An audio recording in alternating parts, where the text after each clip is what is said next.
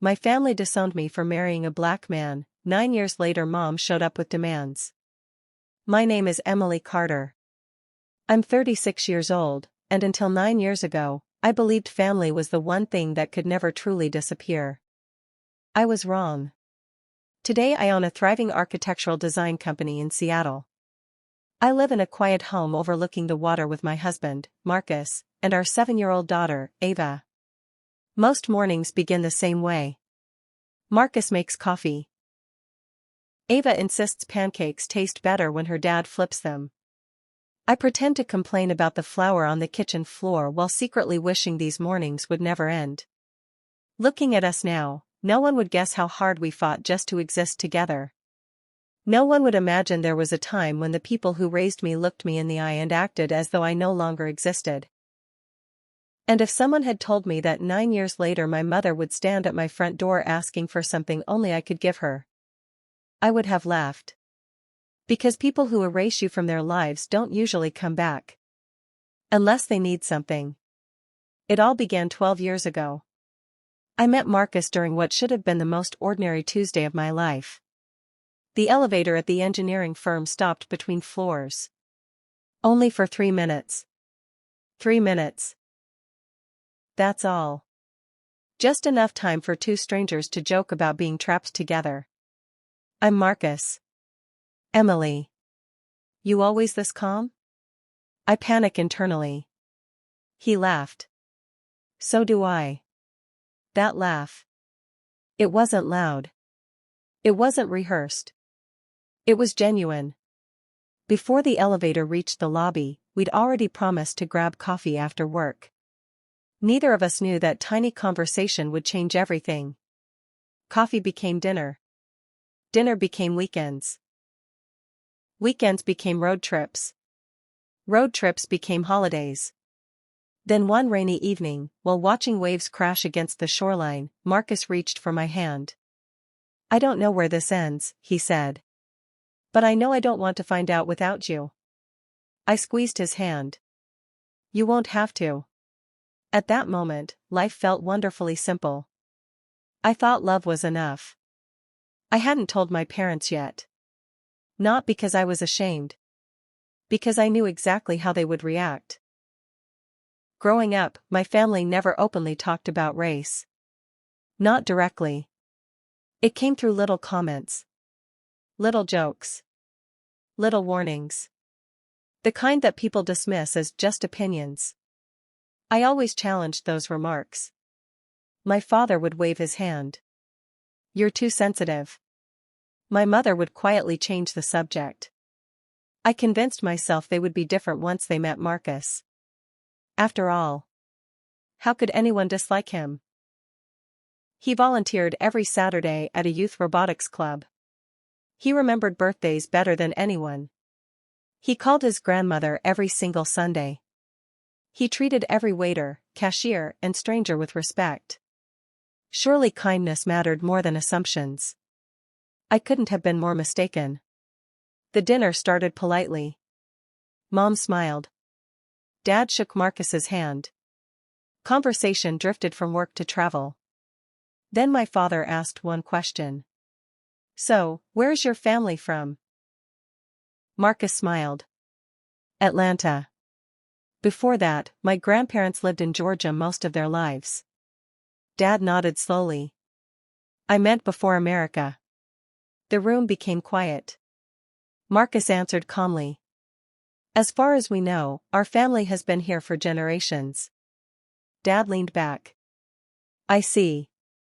The atmosphere changed instantly. The warmth disappeared. Questions became colder. Replies became shorter. Mom barely looked at Marcus after that. Driving home, I apologized. Marcus kept his eyes on the road. You don't have to apologize for other people's choices. I thought they'd give us a chance. I know.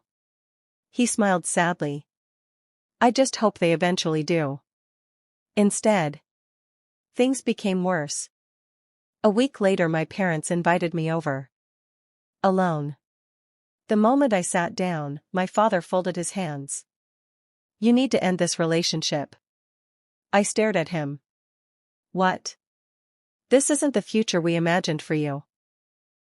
I didn't ask you to imagine my future. Mom's eyes filled with tears. There will be complications. What complications? You know. No. Dad answered. People will judge. I couldn't believe what I was hearing. So your solution is to become the people doing the judging? Silence. Heavy. Painful. Then Dad spoke again. If you continue seeing him, don't expect our support. I walked out. My mother didn't stop me. She didn't call after me. That hurt almost more than anything my father said. For weeks I hoped emotions would settle. They didn't. Instead, relatives began calling. An aunt asked if I was sure. An uncle said I was making life harder than it needed to be. A cousin suggested I think about future family gatherings. No one asked whether I was happy. Only whether I was willing to change. Marcus noticed I was becoming quieter. You don't have to carry this alone. I'm afraid. Of losing them? I nodded. He took both my hands. And what about losing yourself? I didn't answer. Because I knew exactly what he meant. Months later he proposed. There wasn't a crowd. No orchestra. No photographer hiding behind bushes. Just the two of us walking through the botanical gardens where we'd had our third date. He knelt. Emily Carter. I laughed. You already know my last name. I know. He smiled. I'm hoping you'll borrow mine. Tears filled my eyes before he even opened the ring box. Will you marry me? Yes. The easiest answer I'd ever given. The hardest consequences came afterward. When my parents received the invitation, they mailed it back unopened. No note. No explanation. Just returned. I held the envelope in my hands for almost 10 minutes. Marcus quietly wrapped his arms around me. You don't have to be strong today. For the first time in years. I cried. Our wedding was beautiful anyway. Friends became family. Neighbors filled empty seats. Marcus's grandmother hugged me so tightly I thought she'd never let go. You belong with us now, she whispered. Those words healed something inside me. But not everything. There was still an empty row where my parents should have been. After the ceremony, I looked toward those seats one last time. They remained empty. Exactly as they had chosen. Months turned into years. No birthday calls. No holiday cards. No congratulations when Ava was born. Nothing. Eventually. The silence stopped hurting every day. It became background noise. Life moved forward. Marcus and I built our business from a tiny rented office. Money was tight. Some months we weren't sure how we'd pay ourselves. We celebrated every new client like we'd won the lottery. Slowly. One project became 5. 5 became 20. 20 became more than we ever imagined. We worked hard. We stayed honest. We treated employees with respect. Success didn't happen overnight. It happened one ordinary day at a time. Looking back now, I'm almost grateful for those difficult years. Because they taught me something my parents never did. Real family celebrates your joy. They don't ask you to shrink yourself to make them comfortable. One afternoon, nearly 9 years after my parents disappeared from my life, I was reviewing blueprints when my assistant knocked softly. Emily? Yeah? There's someone here asking for you. I don't have another appointment. I know. She hesitated. She says she's your mother. My pen slipped from my fingers. For a moment I honestly wondered if I'd imagined the words. My mother? She nodded. She refused to leave. I stood slowly. Every memory I had spent years packing away suddenly came rushing back. The unopened invitation. The empty wedding chairs. The birthdays. The silence. I walked toward the reception area. Every step felt strangely heavy. Then I saw her. Older.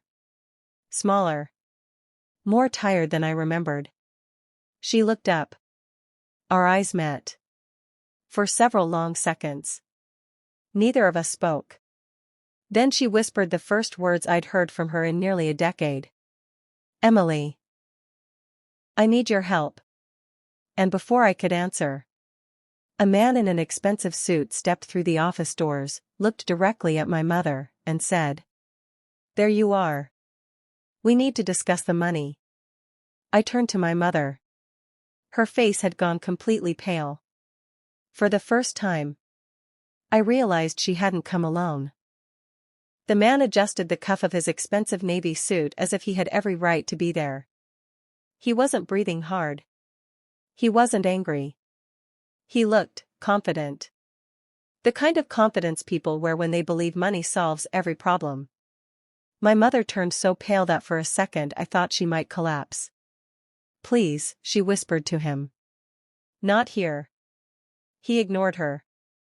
"I've been trying to reach you all morning." My assistant looked at me, silently asking if she should call security. I nodded once. "No," my mother said quickly. "Please don't." The man finally looked at me. "You must be Emily." There was something unsettling about the way he smiled. It wasn't friendly. It was calculated. "I don't believe we've met," I replied. "No.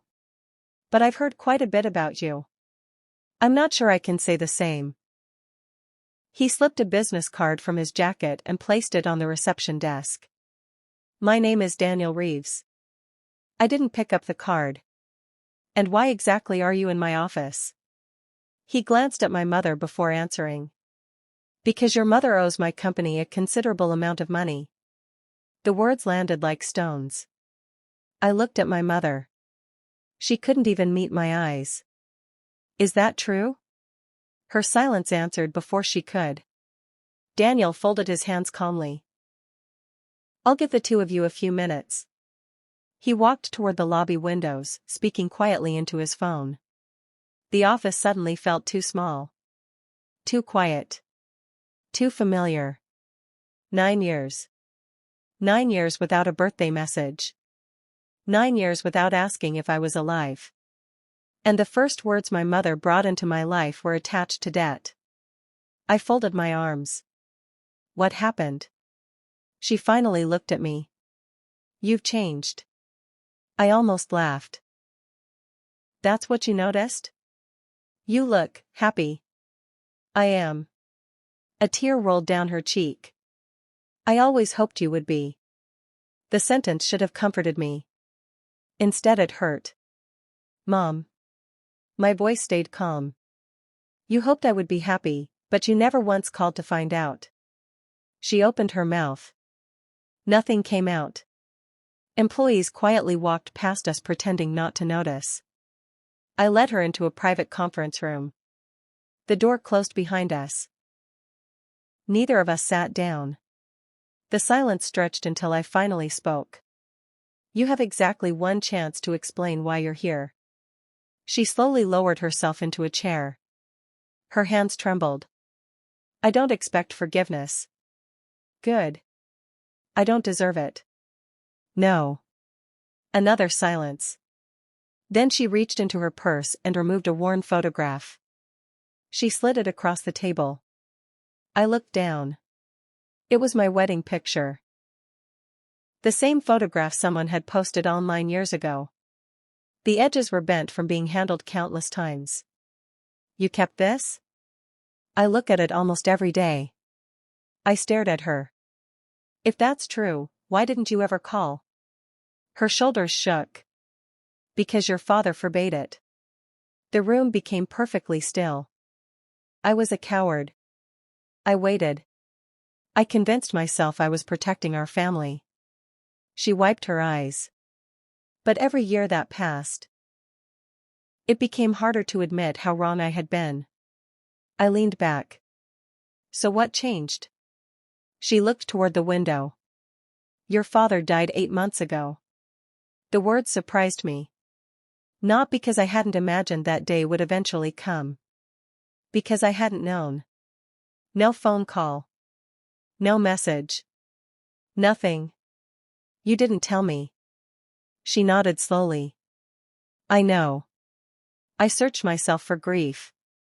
Instead I found confusion. The man who had erased me from his life was gone. And somehow I had learned about it from a stranger asking for money. I went to the funeral, she continued. I kept expecting you to walk through those doors. I looked at her in disbelief. You expected me? I hoped. You told me I wasn't your daughter anymore. I know. You sent back my wedding invitation unopened. I know. You ignored the birth of your granddaughter. I know. Each answer came softer than the last. I know. She covered her face with both hands. There isn't a day I don't regret it. I wanted to believe her. Part of me really did. Another part remembered every holiday spent wondering whether my own mother still thought about me. You said someone is after your money. She nodded. After your father's death I discovered things I never knew. What things? He had borrowed against almost everything. My stomach tightened. The house? She nodded. The retirement savings. She nodded again. There was almost nothing left. I frowned. My father hated debt. I know. So why? She hesitated. Because he invested in someone he trusted. Daniel? No. Then who? She whispered a name I had never heard before. A man named Victor Langley. He promised enormous returns. And Dad believed him? He believed he was protecting our future. I sat quietly. My father spent years lecturing everyone else about responsibility. I know. But he kept taking larger loans. Until there was nothing left. She looked exhausted. I sold almost everything. The cabin. She nodded. The boat. Another nod. The jewelry your grandmother left me. She swallowed. Everything. I looked toward the lobby where Daniel was still waiting. So what does he want? He says I still owe more. How much? She whispered the number. I felt my heartbeat quicken. It was far more than I expected. Enough to ruin most people. Why come to me? She looked directly into my eyes. Because you're the only family I have left. The sentence echoed through the room. Family. The word felt strangely unfamiliar coming from her. I stood and walked toward the window. Outside, rain had begun to fall. Seattle looked gray and distant. 9 years ago I would have done almost anything to hear my mother say she needed me. Now. I wasn't sure what I felt. Compassion? Anger? Pity? All of them existed together. Marcus always said forgiveness and trust weren't the same thing. Maybe this was what he meant. There was a soft knock on the conference room door. Marcus stepped inside. Someone must have called him from downstairs. His eyes immediately found mine. You okay? I nodded once. He noticed my mother. She slowly stood. For several seconds they simply looked at one another. Then Marcus did something I never expected. He offered his hand. It's been a long time. My mother's eyes filled again. I'm so sorry. Marcus smiled gently. I'm glad you're safe. No sarcasm. No bitterness. Just quiet kindness. Exactly the man my parents had refused to know. She shook his hand with both of hers.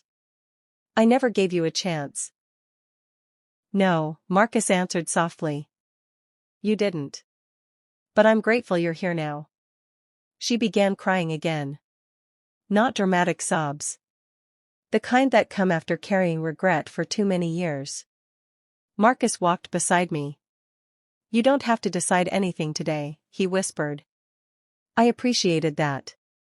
Because every emotion inside me was fighting for attention. Daniel knocked once before opening the door. "I apologize for interrupting." His tone remained perfectly professional. "But we need an answer." I looked at him. "What kind of answer?" "Whether your mother intends to cooperate." "Cooperate with what?" He placed a folder on the table. "Repayment." I opened it. Page after page. Contracts. Statements. Interest calculations. Legal notices. Something didn't feel right. The numbers were inconsistent. Dates didn't match. Several signatures looked unusual. I looked up. Where did these come from? Our records. I kept turning pages. Then one document caught my attention. The signature at the bottom. I had seen my father's handwriting thousands of times. Birthday cards. School permission slips. Letters. This didn't look like his writing. Not completely. Just enough to resemble it. I quietly slid the paper toward Marcus. He frowned immediately. "You noticed it too?" He nodded almost imperceptibly. Daniel watched us carefully. "Is there a problem?" I closed the folder. "I'll need copies of everything." He smiled politely. "Of course. And until we've reviewed these documents, my mother won't be signing anything." His smile disappeared. "I'm afraid that's not how this works." "It is now." His expression hardened. "You may be making this much more difficult." I stepped closer. "No," I said quietly. "I think someone already has. For the first time since arriving." Daniel looked genuinely uncomfortable. He gathered the folder a little too quickly. A tiny movement. But enough for me to notice. People hiding something often rush when they shouldn't. He paused at the door. "You have 48 hours. Then he left. Marcus looked at me. "What are you thinking?" I stared at the closed door. "I think this isn't just about debt." My mother slowly looked up. There was something else. I turned toward her. "What?" She hesitated. "The week before your father died. He kept saying someone had made a terrible mistake." "What mistake?" "He wouldn't tell me." She reached into her purse again. This time she removed a small brass key attached to a faded blue ribbon. "He told me." Her voice cracked. "If anything happened to him." She placed the key in my hand. "I was supposed to give this to you, and only you." I stared at the tiny key resting in my palm. "There was one more thing he said." I looked up. "He said." She struggled to finish the sentence. "Tell Emily not to trust the documents, because the truth isn't in the paperwork. It's where I hid the box." The room fell completely silent. Marcus and I exchanged stunned glances. Neither of us had any idea what box he was talking about. But somehow, I knew our family's story wasn't ending with unpaid debts. It was only beginning. I turned the small brass key over in my hand. It was heavier than it looked. The faded blue ribbon tied around it was frayed at the edges, as though someone had held it countless times before finally letting it go. My mother watched me carefully. "I never opened whatever it belongs to," she said quietly. "Why not?" "Because he made me promise." "You kept that promise for 8 months?" She nodded. "I didn't know where to find you." I looked at her for a long moment. "You could have." She lowered her eyes. "I know." Marcus gently placed his hand on my shoulder. "Let's figure out what this key opens before we assume anything." I nodded. That was Marcus. When emotions became storms, he searched for the shoreline. My mother reached into her purse one last time. This came with the key. She handed me a folded envelope. It wasn't sealed. Across the front, written in handwriting I recognized instantly, were 4 simple words. For Emily. Alone. My heartbeat quickened. I hadn't seen my father's handwriting in nearly a decade. Every letter looked exactly the way I remembered. Strong. Neat. Controlled. I hesitated. For years I had imagined what it would feel like to receive a letter from him. I never imagined it would happen after he was gone. Marcus looked at me. You don't have to read it now. I slowly unfolded the paper anyway. The letter wasn't long. It read, Emily. If you're reading this, then I waited too long to fix what I broke. You may never forgive me, and I understand if you don't. There are things I believed because they were handed to me long before you were born. Instead of questioning them, I protected them. In doing that, I lost my daughter. I stopped reading. The words blurred. Not because I believed they erased the past. Because they admitted something I had waited years to hear. Marcus quietly squeezed my hand. I continued. I made decisions that filled me with pride at the time. Today I see only regret. You chose love. I chose fear. Fear always costs more. My chest tightened. I swallowed before reading the final lines. There is a cedar chest hidden beneath the floor in my workshop. Everything you need to understand what happened is inside. Do not let anyone else find it first. Dad. Silence settled over the room. No one spoke for almost a minute. Finally Marcus asked, Does your parents' house still have the workshop? My mother nodded. It's untouched. I looked at her. No one has been in there? Not since the funeral. Something felt strange. If the workshop had remained locked for 8 months, why hadn't anyone else searched it? Daniel had seemed too confident. Too prepared. Almost as if he already knew what my father had left behind. I folded the letter carefully. We're going. My mother blinked. Today? Right now. The drive to my childhood home took nearly an hour. Every mile brought back memories I hadn't invited. The park where I learned to ride a bicycle. The bakery Dad visited every Saturday morning. The small bridge where he taught me how to fish, even though neither of us was very good at it. For years I had tried to forget these places. Now every familiar street felt like a question. When we turned onto Maple Ridge Drive, my stomach tightened. The house looked smaller than I remembered. The white paint had faded. The flower beds my mother once cared for were overgrown. Even the old oak tree in the front yard seemed tired. I hadn't stood in front of this house in almost 10 years. Marcus quietly reached for my hand. You don't have to go inside if you're not ready. I do. I wasn't sure whether I was convincing him. Or myself. The front door creaked exactly the way it always had. The smell hit me first. Old wood. Coffee. Books. For a split second I was 24 again, walking in after work. Then reality returned. The walls were quieter now. Photographs still lined the hallway. Some were exactly where I remembered them. Others were gone. I noticed something immediately. Every picture of me had been removed. I looked at my mother. She noticed my expression. I didn't take them down. Then who did? She looked away. Your father. The answer hurt more than I expected. But before I could respond, she added softly.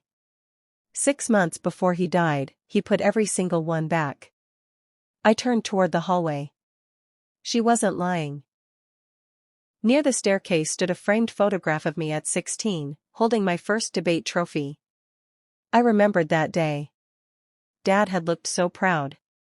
Further down the hall, there was my college graduation picture. Then another. Me laughing with our old golden retriever. More photographs. All restored. I felt my throat tighten. He put them back? She nodded. One by one. Why? He never told me. I wondered if guilt had finally become louder than pride.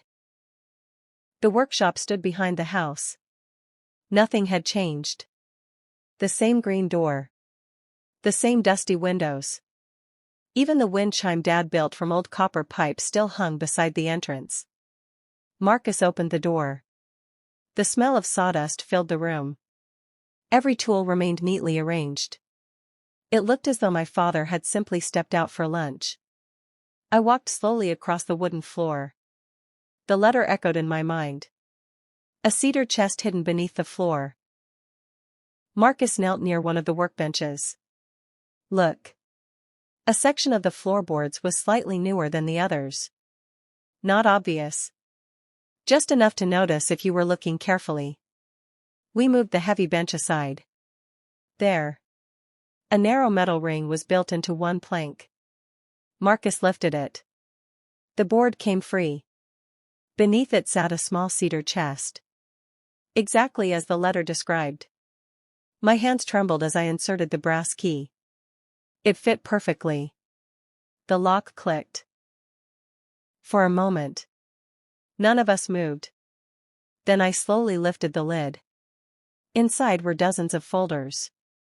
Several journals. Old photographs.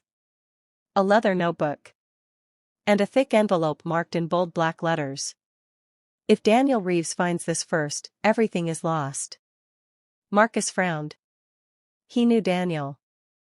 Apparently. I opened the envelope. The first document was a partnership agreement.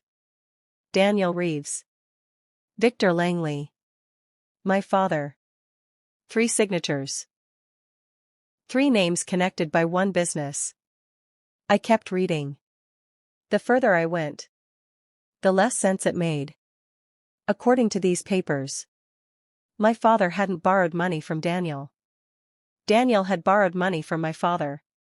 A very large amount. Marcus looked over my shoulder. That changes everything. It gets stranger. Attached to the agreement were repayment schedules. Bank transfers. Receipts. Everything indicated that Daniel owed my father nearly $4 million. Not the other way around. I stared at the documents. So why is he chasing my mother? Marcus answered before I could. Because he thinks these records disappeared. I looked back into the chest. There were memory cards. USB drives. Handwritten notes. It wasn't just paperwork. It was evidence. My mother sat down heavily. I don't understand. I don't think Daniel expected anyone to. Marcus opened another folder. His expression changed instantly. Emily. What? You need to see this. He handed me a photograph. It showed my father shaking hands with Daniel outside an office building. Nothing unusual. Until I noticed the date. It had been taken only 2 weeks before my father died. My mother gasped. He told me he was visiting an old friend that day. He lied. Apparently. There were several more photographs. Meetings. Restaurants. Parking lots. Every picture had dates and handwritten notes. Almost as though my father had been documenting something. The final note read. He knows I've figured it out. If anything happens to me, it won't be an accident. A cold silence filled the workshop. I slowly looked at Marcus. Neither of us spoke. Because we were both thinking the same thing. Had my father really died from natural causes? Or had he been afraid of something much bigger? Before either of us could say another word, a loud engine echoed outside. Then another. Car doors slammed. Footsteps crunched across the gravel driveway. Marcus carefully peeked through the dusty workshop window. His expression immediately changed. Emily. What is it? He looked back at me. Daniel isn't alone this time. I stepped beside him and looked outside. 3 black SUVs had just pulled into the yard. Daniel climbed out of the first one. Behind him were several men wearing dark suits. He looked directly toward the workshop. Then he smiled. As if he already knew exactly what we had found.